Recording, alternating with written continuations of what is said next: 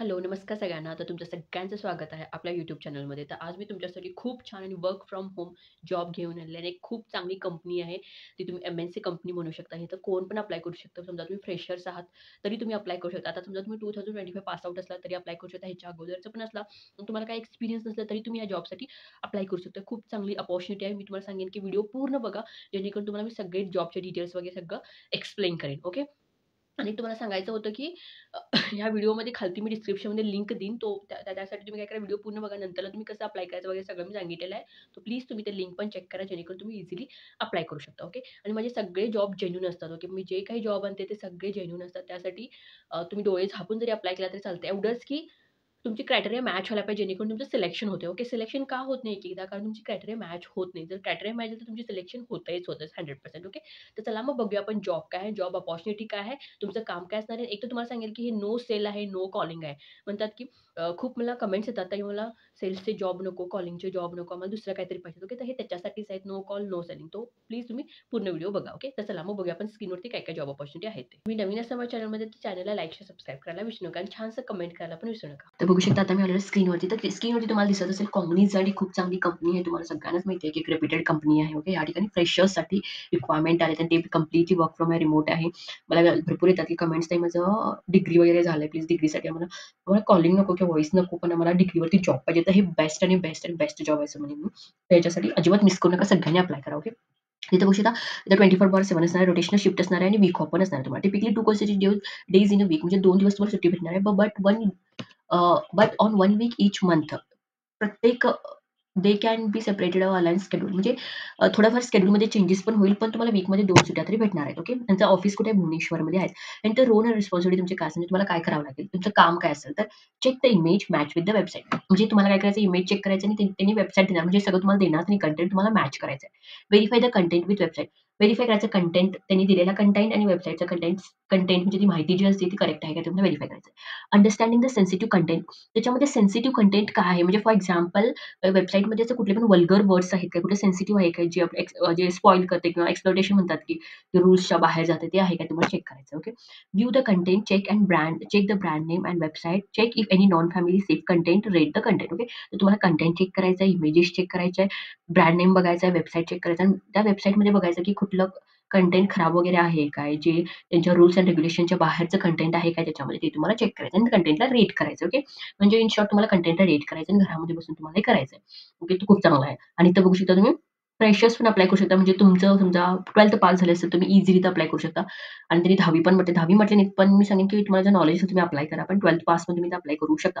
2025चा pass out असला तरी तुम्ही इथं अप्लाय करू शकता.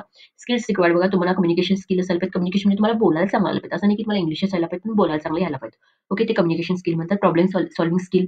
तुम्हाला कुठले पण समजा त्यांनी काही पण प्रॉब्लेम्स आले असेल, तर तुम्हाला सॉल्व्ह करायचे आहेत. आणि कसं असतं प्रॉब्लेम सॉल्व्हिंग म्हणजे तुम्ही जेव्हा जॉबला जाता ना वन शॉटमध्ये तुम्हाला जमत नाही. पण जसं तुम्ही काम करत जाता तुम्हाला आपणच हे स्किल येत जाते तुमच्यामध्ये, ओके. तर त्यासाठी तुम्ही काही घाबरायची गरज नाही.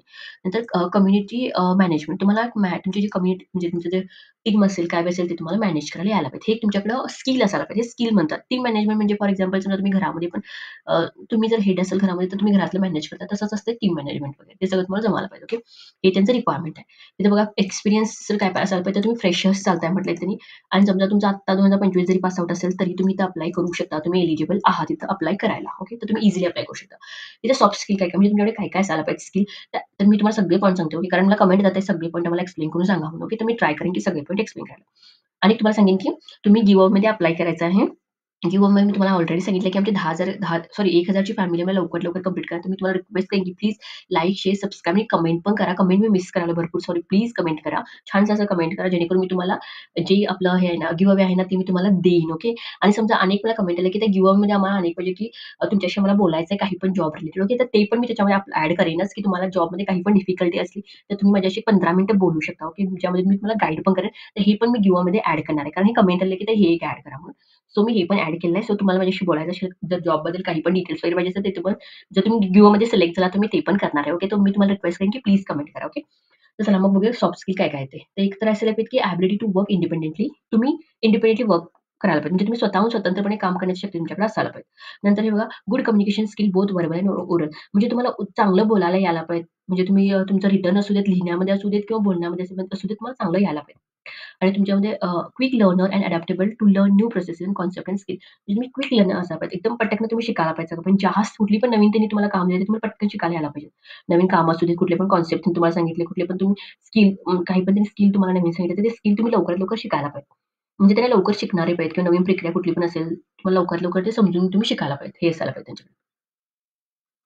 आणि नंतर काय असेल organised and able to manage time and task effectively. म्हणजे काय तुमचं जे काम आहे ते काम काम वेळेमध्ये करायला पाहिजे तुम्ही आणि तुमचं कामाचं व्यवस्थित प्लॅन तुम्ही करायला पाहिजे. ओके. नियोजन व्यवस्थित करायला पाहिजे. ही तुम्हाला सवय असायला पाहिजे.